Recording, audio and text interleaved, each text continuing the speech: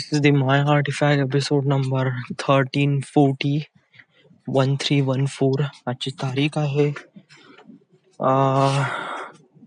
October 18 2018.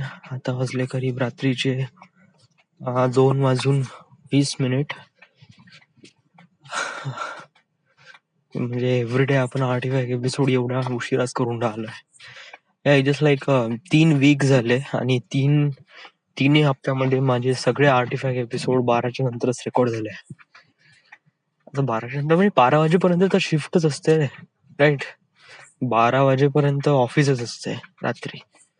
Somehow 1-2 वाजून जाते वगैरे वगैरे, तरी काम खतम होणार आहोत. आता बघ ना, आता इथे मी कामच करत होतो 2 वाजता. आता आलो, कपडे चेंज केले आणि आता इथे वरती आर्टिफॅक्ट एपिसोड रेकॉर्ड करून आलोय. आज काम करताना मी काही आज नवीन एक्सपिरियन्स केला. आज मी नवीन काहीतरी काम केलं. ह्या ऑल दिस वाईल मी नाही का इन्व्हेंटरवर काम करत होतो, बट आज मी ऑटोकॅड स्ट्रक्चरचं काम घेतलं. इट इज क्वाईट गुड, म्हणजे काफी इंटरेस्टिंग आहे, थोडंसं रिस्की पण आहे. ह्या म्हणजे कसं बहुत चांगल्यानी बघून सगळं करावं लागते.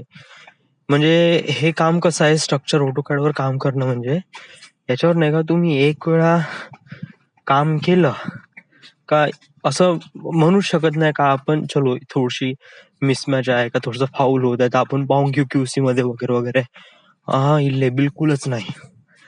कारण सांगू याच्यामध्ये कसं आहे का, तू म्हणजे बनवायला जेव्हा वेळ घेशील ना तर ते कमी वेळेत होईल, बट क्यूसी सॉल्व्ह करायला जाशील ना तर डूळ क्यूसी होणारच नाही सॉल्व्ह. म्हणजे कसं आहे की जस्ट लाईक इन्व्हेंटरचं कसं आहे, इन्व्हेंटर मध्ये सेपरेट आयपीटी बनतात प्रत्येकाची. तू एक छोटासा सर्कल पण का नाही बनवत, एक छोटीशी आयपीटी बनते, त्याचं एक युनिक नेम, एक वेगळी युनिक फाईल बनते एक्सप्लोरर मध्ये. आणि ती जर नेव्हिस वर्क मध्ये क्यूसी जेव्हा पकडतो ना का त्या आयपीटी इथे फाऊल झाला आहे तर त्या आयपीटीला पकडायचं. आयपीटीला पकडलं त्याचं नाव दिसते त्या आयपीटीचं. मग इन्व्हेंटर मध्ये जाऊन ती आयपीटी शोधायची. त्याचं नाव पण असते, राईट कॉलमला सगळे आयपीटी असतात. ते नाव शोधायचं, क्लिक करायचं, एंडची बटन दाबायची, डायरेक्ट झूम इन होऊन जाते त्या आयपीटीवर. आणि मग डायरेक्ट आपण क्यूसी सॉल्व्ह करू शकतो. बट ऑटोकॅड मध्ये असं नसते. It is like completely different. याच्यामध्ये काही आयपीटीचा फंडा नाही, काहीच नाही. इट इज लाईक याच्यामध्ये only one single DWG file असते. याच्यामध्ये सगळंच कचरा असते, सगळाच कॉलम, स्ट्रक्चर, स्लॅब वगैरे यास. आणि हे काही दिसत नाही नेव्हिस मध्ये दिसत, म्हणजे त्या आयपीटीचं नाव काहीच नाही. Just like single file.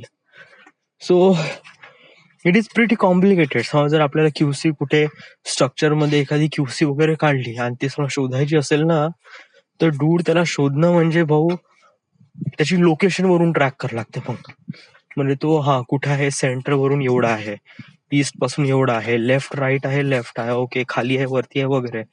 मग ते असा अंदाज लावू शोधावं लागते. It's quite relief complicated. खूप हे असते.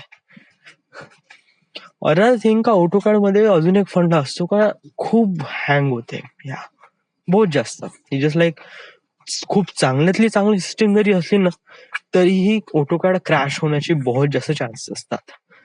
वाय? कारण ऑटोकॅड मध्ये नाही का बहुत सारे टास्क बॅकग्राऊंड मध्ये सुरू राहतात, बहुत सारे टास्क. सो त्यामुळे कसं आहे की एव्हरी टाइम जर कमी कॉन्फिगरेशन वाल्या सिस्टीम वर बसलो ना आपण तर डूड बहुत जास्त हे होते. सो आपल्याला तेवढं समजून घ्यावं लागते का कशाप्रमाणे काय का कसं करायचं आहे. काम करणं मग काफी सोपी आहे. मॉडेलिंग वगैरे काही करायचं नाही.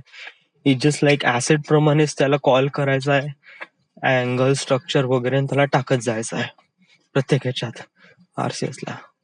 आणि ते नेव्हिस वर्क मध्ये पण बघायचं असते का बरोबर मॅच आहे का नाही, फाउलिंग कुठे चाललाय का नाही वगैरे वगैरे, तेव्हाच. कारण तिथे चूक झाली तिथेच आपल्याला कळते. एकदम सरळ ओपन राहते, सगळं क्रॉप वगैरे सगळं करून राहते, बिलकुल एक्झॅक्ट मॅच होते. थोडा वेळ लागला चालेल. आता राईट नो मी असंच करत आहे. थोडासा वेळ लागला तर चालेल, बट फाईल आपली क्लीन झाली पाहिजे. So that is all I am deeded. खूप झालंय.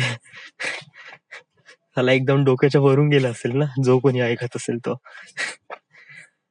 म्हणजे हे ऑटोकॅड काय, इन्व्हेंटर काय, वगैरे वगैरे. इट्स लाईक डिझायनिंग फील्ड मधले या सगळ्या गोष्टीच आहे वगैरे वगैरे. सो त्यामुळे मला खरंच वाटतंय का समोर जाऊन पण मी नाही का म्हणजे पुण्याला जाईन ना, तर हे असं राहीलच. वेल म्हणजे समजा जर तू तुझं करिअर वगैरे सेट झालंय सगळं, तरी त्याच्यानंतर तू काही डिझाईन वगैरे करशील का? या म्हणजे समजा तू फिल्म मेकर वगैरे बनला अँड देन तरी तुझ्यामध्ये काहीतरी डिझायनिंगचा असा किडा वगैरे राहील का? वेल ऍक्च्युली नॉट, नाही म्हणता येईल या. म्हणजे कसं की डिझायनिंग करणे इज गुड. या म्हणजे 2D to 3D मॉडेल करणं वगैरे वगैरे चांगली गोष्ट आहे, इंटरेस्टिंग फॅक्ट आहे. बट मला हे इतकं जास्त नाही आवडत as compare to film making. Film making मध्ये एक पॅशन आहे यार. म्हणजे माझ्यासाठी नाही का, फिल्म मेकिंग म्हणजे एक पॅशन आहे. आता फिल्म मेकिंग म्हणजे व्हॉट एक्झॅक्टली फिल्म मेकिंग? म्हणजे ऑन सेटवर जाऊन असं कर तसं कर तसं कर, लिडरशिप दाखव? No no, that is a different part. That is a work of director. मग तो मॅनेज करते का ऑन सेटवर कशा कोणकोणत्या लोकांना मॅनेज करायचं आहे, कसं कसं काम करायचं आहे. ऍज अ फिल्म मेकर म्हणजे सर्वात महत्वाचं काम असतं म्हणजे स्क्रिप्ट रायटिंग. या म्हणजे ते थॉट्स डोक्यामध्ये विचार आणणं आणि त्याला बुकवर उतरवणं, that is really important thing. Film मध्ये सर्वात इम्पॉर्टंट गोष्ट हीच असते का तुमची स्क्रिप्ट किती पॉवरफुल आहे.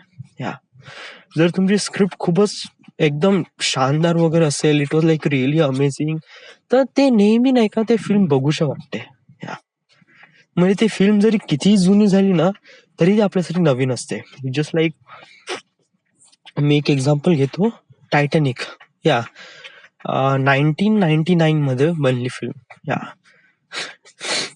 1999 मध्ये ही फिल्म बनली आहे. आणि तू आताही बघ ना, आफ्टर करीब 19 वर्षानंतर जरी तू बघशील ना, तरी ते काफी न्यू वाटते, काफी अमेझिंग वाटते. तिथला जो रोमॅन्स आताही अमेझिंग वाटते. या कारण त्यांच्या स्क्रिप्ट मध्ये जे बॉन्डिंग होती ते बहुत गजब आहे.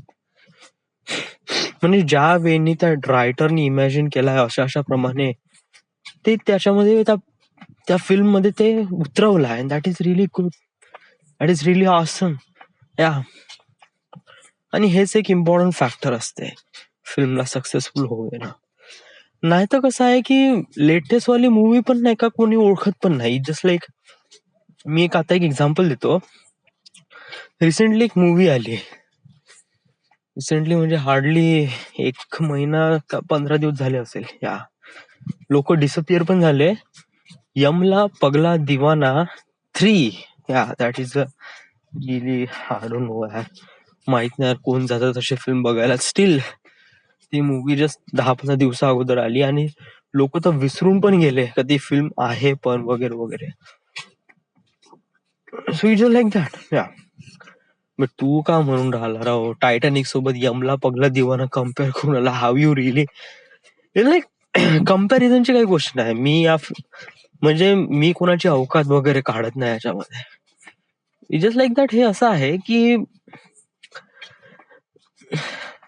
Way of film making, how they make. या आता कसं आहे, यमला पगला दिवाना ही जी फिल्म आहे ही आता रिसेंटली बनली.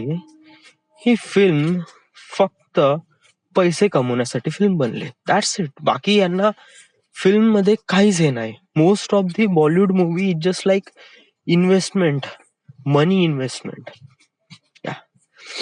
आता मनी इन्व्हेस्टमेंट म्हणजे काय, व्हॉट एक्झॅक्टली इट इज? आता कसं आहे सांगू, यमला पगला दिवाना मध्ये नाही का हे लोक ज्या लोकांनी काम केलं आहे ना, ते लोक पण रिग्रेट करत आहे का मी या फिल्म मध्ये का काम केलं, व्हाय आय डू दॅट. तरी त्यांनी ते काम केलं. व्हाय? कारण पैसा. इन द एंड आपल्याला का पाहिजे? पैसाच पाहिजे ना. आणि त्यांना पैसाच मिळतो. कारण आपल्या इंडियामध्ये एवढी स्टुपिड ऑडियन्स आहे ना का ते बघून जातात अशी फिल्म. आणि ते बघितल्यावर त्यांना पैसे पे करतात. इन द एंड यांचा फायदा होतो. समहाऊ आपल्याला वाटत नसेल का Yamla Pagla Deewana was really unsuccessful, but in the end ती फिल्म आहे. लोक जातात, बघतात वगैरे, पैसे स्पेंड करतात, दॅट्स इट. आता याच्यामध्ये लोकांची गलती आहे का? नो नो नो, याच्यामध्ये लोकांची पण गलती नाही. याच्यामध्ये कोणाचीच काहीच गलती नाही. It's like everything is happened just for a reason to make it much better in the future. Yeah आता समजा जर मी म्हणलं की आता ही इन्फिनिटी वॉर बघ, मार्वलचे मूवीज हे करीब 19 सेंचुरीला बनत होते. या इट्स लाईक तेव्हा आयरन मॅन, कॅप्टन अमेरिकाचे 2-3 मूवी, थोर, हल्क चे मूवी बनले होते. या it's like past 30 or 40 years ago. पण तेव्हा ते बहुत अनसक्सेसफुल होते, बहुत जास्त. बट राईट नाव ते सक्सेसफुल आहे. व्हाय? कारण इन द एंड त्यांनी त्या 40 वर्षा अगोदर ज्या गलती केल्या आहे, त्या गलती या फिल्म मध्ये त्यांनी सुधारल्या. त्यामुळे आज ही movies one of the blockbuster movies आहे. राईट? म्हणजे कसं आहे की आता राईट नाव हे लोक यमला पगला दिवानावाले हे जे लोक बनणारे आहे, हे गलती करून राहिले आहे. But in the end future मध्ये जे प्रॉडक्ट लॉन्च करेन समोर जाऊन, ते one of the great product राहील. It's one of the amazing product. मी प्रॉडक्ट म्हणजे फिल्म बद्दल बोलत आहे. सो हे एक फॅक्ट आहे जे लोकांना दिसत नाही, कारण हे फ्युचर मध्ये असते. कारण आता आपण गलती करतो म्हणजे समोर जाऊन आपण त्या गोष्टीला अजून बिकम बेटर बनवतो, आणि that is the key role. Film मध्ये असंच असते. फिल्म बनवण्याच्या वेळेस जो पॅशन लागतो, जे way of thinking, it was like really amazing. Yeah आणि त्याच्यानंतर film making is also really fun. Yeah आता फिल्म मेकिंग मध्ये पण नाही का, म्हणजे ऍज अ डिरेक्शन पार्ट मध्ये, याच्यामध्ये म्हणजे हा म्हणजे फिल्मच्या एकदम स्क्रिप्ट टू स्क्रिप्ट नाही जात याच्यात. म्हणजे स्क्रिप्ट टू स्क्रिप्ट म्हणजे याच्यामध्ये कसं आहे की समज जर इमोशनल सीन सुरू आहे, तर इमोशनल सीनचे जे डायलॉग्स आहे ना, तर हे जेव्हा रायटर जेव्हा तो डायलॉग लिहितो ना, तेव्हा ते इमोशनल फिलिंग त्याच्या आतमध्ये येते. तो सुद्धा पण इमोशनल होतो, त्यामुळेच तो ते वर्ड्स त्या स्क्रिप्टवर उतरवतो. या बट जेव्हा हे फिल्म ब्रॉडकास्ट होते, तेव्हा जे ऍक्टर रेप्रेझेंट करतात त्या डायलॉग्सला, ते ऍक्टिंग राहते, ना की इमोशन्स. ते इमोशन्सला ऍक्टिंगच्या स्वरूपात कॅमेरामध्ये कैद करण्याचा प्रयत्न करतात. याच्यामध्ये लोक इमोशनल नसतात. जरी सीन इमोशनल असेल तरी तिथले लोक जे सेटवर आहे आणि ते ब्रॉडकास्ट करून राहिले आहे, ब्रॉडकास्ट म्हणजे शूट करून राहिले आहे, कॅमेरा पर्सन आहे, डिरेक्टर आहे, त्याच्यानंतर कोरिओग्राफर आहे, वॉटएव्हर जे काही तिथे लोक इथं आहे बिहाइंड द कॅमेराज, ते लोक तिथे शूट करून राहिले आहे, ते इमोशनल नाही आहे. ते जस्ट ते ऍक्टर आहे, तो ऍक्टर त्याच्या ऍक्टिंग थ्रू ते इमोशनल दाखवण्याचा प्रयत्न करतो. Yeah so that is a too different thing. एक रायटर जो स्वतः इमोशन्स होतो, त्याच्यानंतर तो जे वर्ड्स आहे त्या स्क्रिप्ट मध्ये उतरवतो. एक ऍक्टर आहे जो ऍक्टिंग करून लोकांना दाखवतो का तो इमोशनल आहे, बट इन द एंड तो इमोशनल वगैरे नसतो.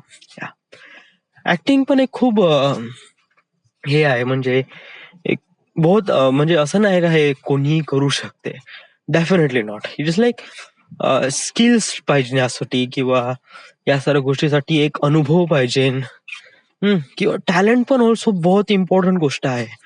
कारण ह्या अशा गोष्टी आहे का ज्या लवकर कॅमेरा समोर येत नाही. इट जस्ट लाईक समज जर तुला असं म्हणलं की तू 10 लोकांसमोर जा आणि 10 लोकांसमोर जा आणि जनगण मन म्हणजे आपलं राष्ट्रीय गीत म्हण, तू म्हणशील का सांग बरं? No, you are scared. तू विचार करशील का साले लोक का म्हणणार आपल्याला. That's it. ऍक्टरचं काम हेच आहे. ऍक्टरचं काम हे आहे का जे समोरचे लोक आहेत त्यांचा विचारच नाही करायचा. जस्ट लाईक आपल्याला जे स्क्रिप्ट मध्ये जे डायलॉग्स आहे ना, ते डायलॉग्स इमोशनली रेप्रेझेंट करणं. That's it. त्यांचं हे काम असते.